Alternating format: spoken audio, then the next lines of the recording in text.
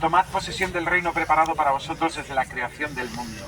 En cambio, si por desgracia morimos en estado de pecado mortal, sin habernos arrepentido y sin acoger el amor misericordioso de Dios, oiremos esta terrible sentencia: apartaos de mí, malditos, id al fuego eterno. Y entonces Jesús enviará a sus ángeles que recogerán a todos los malhechores y los arrojará al horno de fuego. Ideas principales de esta meditación. Muchos toman el camino de la perdición. Nuestra fe contiene una gracia de conversión. El hombre que muere en estado de pecado mortal es conducido inmediatamente al infierno. La Iglesia enseña que el infierno ni es temporal ni está vacío.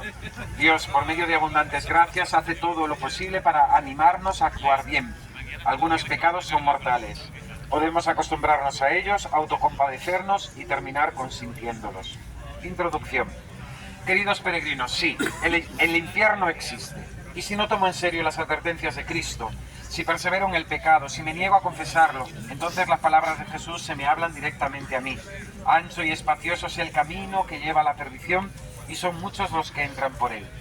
Pero la buena noticia es que no tiene por qué ser así. En el infierno solo hay voluntarios, es decir, personas que se han negado a aceptar la gracia de Cristo. A todo hombre se le ofrece la posibilidad de tomar el camino que conduce a la vida eterna. Queridos peregrinos, te encuentras en una encrucijada. Tienes ante ti una elección. Con la gracia de Dios, subir por el camino empinado que lleva al cielo, o rechazando esta gracia, tomar el camino del pecado que conduce al infierno. Y puesto que meditar sobre las grandes verdades de nuestra fe contiene una gracia de conversión, propongo meditar sobre lo que la fe católica enseña con relación al infierno. ¿Qué es el infierno? Probablemente conozcas la famosa canción de Michel Polnareff que cantaba en los años 60. On ira tout au paradis, todos iremos al paraíso. Lo trágico es que esta opinión está hoy muy extendida y a veces es enseñada por algunos teólogos. Por tanto, debemos ser claros al respecto. He aquí lo que dice el Catecismo. La Iglesia afirma la existencia del infierno y su eternidad.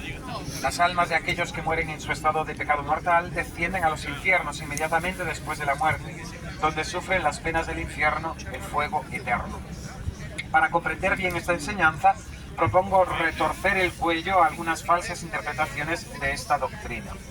El infierno existe, pero es temporal. Esta idea se remonta a los primeros siglos de la Iglesia. Se encuentra en Orígenes, un autor del siglo IV. Se trata de la doctrina de la apocatastasis, una palabra muy inteligente para usar en una cena. Al final del mundo, Dios, por su omnipotencia y misericordia, destruye el infierno y salva a los condenados de su castigo eterno. Esta doctrina fue condenada por el Papa Virgilio en el siglo IV. La eternidad del infierno es consecuencia directa de la gravedad del pecado mortal. Nuestra libertad tiene poder de hacer elecciones para siempre, sin retorno. Otra idea errónea es: el infierno existe pero está vacío. Por desgracia, esta idea está bastante extendida, incluso entre algunos teólogos católicos. Se expresa en el lema "Esperanza para todos". Según este punto de vista, las terribles palabras de Jesús sobre la gehenna, las tinieblas exteriores, el fuego eterno, son en realidad amenazas pedagógicas para animaros a hacer lo correcto, pero en realidad nunca se llevarán a cabo. ¿Cómo responder a esta objeción? Es cierto que la Iglesia nunca ha llevado a cabo una especie de canonización inversa, señalando que tal o cual persona está en el infierno, pero las advertencias de Jesús presuponen la realidad del peligro. De lo contrario, la predicación del Salvador se reduciría a un simple amedrentamiento, algo así como la amenaza de unos padres sin que tenga la menor voluntad de cumplir. Si no te portas bien, te quedas solo en casa durante todas las vacaciones. Eso significaría que Jesús habría optado por utilizar una especie de mentira piadosa que no es propia de quien dijo: "Yo soy la verdad". La posibilidad de condenación es una posibilidad real, y el hecho de que algunas almas vayan al infierno es una verdad que forma parte de la doctrina católica. De hecho, es lo que la Santísima Virgen confirmó a los videntes de Fátima, permitiéndoles ver el atroz sufrimiento de las almas condenadas. Habéis visto el infierno, a donde van las almas pobres de los pecadores. ¿Cómo se puede ir al infierno? El infierno es un estado de separación definitiva de Dios. La única manera de ir al infierno, pues, es separándonos de Él y morir en este estado de separación. Ahora bien, estamos unidos a Dios por la caridad teologal, depositada en nuestra alma el día de nuestro bautismo. Esta virtud nos permite amar a Dios sobre todas las cosas y al prójimo como a nosotros mismos. El pecado mortal. El único modo que tiene el hombre de perder la caridad y romper así esta unión sobrenatural con Dios es cometiendo un pecado mortal. Un pecado que hace honor a su nombre, hace morir en nosotros la vida divina de la gracia. San Juan Pablo II lo define de la siguiente manera. Llamamos pecado mortal al acto por el cual el hombre libre y conscientemente rechaza a su Dios, su ley, la alianza de amor que Dios le propone, prefiriendo volverse hacia sí mismo a alguna realidad creada y finita, a algo contrario a la voluntad de Dios. El pecado mortal es amor propio y desprecio a Dios, o en términos menos teológicos, disfrutar sin límites en lugar de entrega desinteresada. Para que haya pecado mortal se deben cumplir 3 condiciones. Primero, el acto realizado debe ser objetivamente grave. 2, debe realizarse con pleno conocimiento. 3, y debe ser voluntario. Infierno o pecado mortal eterno. El pecado mortal es por tanto un acto libre por el que deposito mi fin último, la meta de mi existencia en una criatura, normalmente yo mismo. Pero al hacerlo creo una especie de mundo paralelo, porque en verdad Dios es mi último fin y mi última meta, no yo mismo. Así pues se entiende que el pecado mortal conlleva un castigo infinito y eterno, porque es una ofensa contra el bien infinito que es Dios mismo. Al pecar me convierto en el centro de mi existencia y me encierro en mí mismo. Santo Tomás de Aquino percibió claramente esta dinámica infernal del pecado. Al pecar la primera vez escribió: imaginamos entonces que podremos abstenernos de pecar, pero sucede todo lo contrario, porque el primer pecado nos debilita y nos hace más propensos a volver a pecar. Al principio nos creemos que somos lo suficientemente inteligentes como para rozar lo prohibido. Solo una vez, solo una copa, solo un clic. Pero rápidamente la trampa se cierra, y a menudo con gran violencia, porque la voluntad humana está hecha para el bien infinito, para el fin último, para Dios. Pecar es apartarse de nuestro fin último y dirigirse hacia un bien finito y limitado, como si fuera un bien infinito.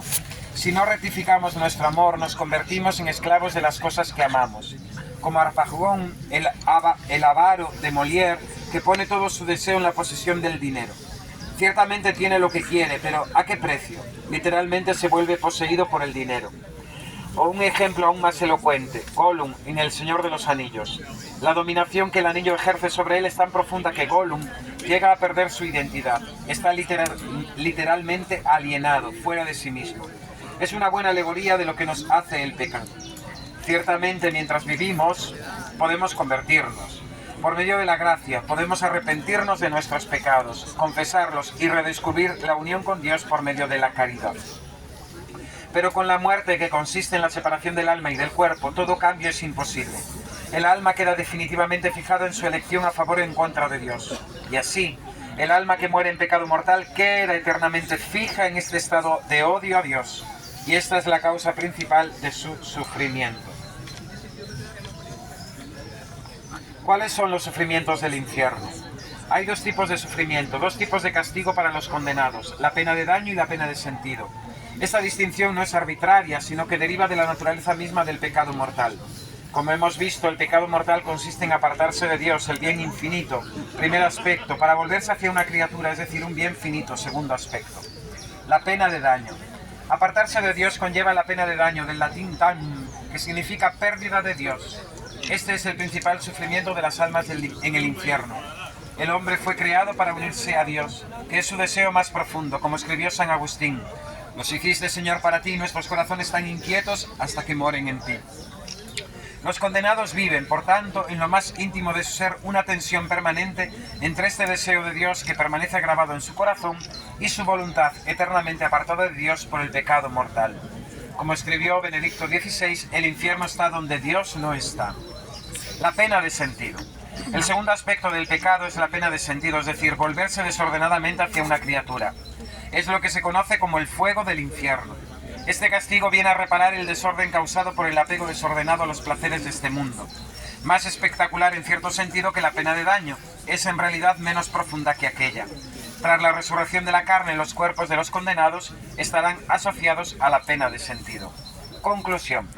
Querido peregrino, hasta aquí la doctrina de la Iglesia sobre el infierno. Si te la he recordado, no es para hacer una pastoral del miedo, sino porque es la verdad, y la verdad te hace libre. Lo más importante es recordar que la eternidad del infierno y los atroces sufrimientos de los condenados son la otra cara de la verdad central de la fe. Dios es amor. Si Dios es amor, solo podemos vivir en Dios si participamos de ese amor. Cuando rechazo la bondad del amor divino, me pongo en un estado de autoexclusión de la comunión con Dios, y esta autoexclusión puede convertirse en definitiva si muero en ese estado. Por eso, si tu conciencia te reprocha algo, quizás ese pecado que nunca has tenido fuerza para confesar y que llevas años arrastrando como una bola, como una cadena, aprovecha esta peregrinación para ir a poner esa carga ante un sacerdote en el confesionario. Te dará una alegría inmensa, porque si el pecado mortal es un anticipo del infierno, la vida de gracia es el comienzo de la alegría del cielo. Ya está, ¿no?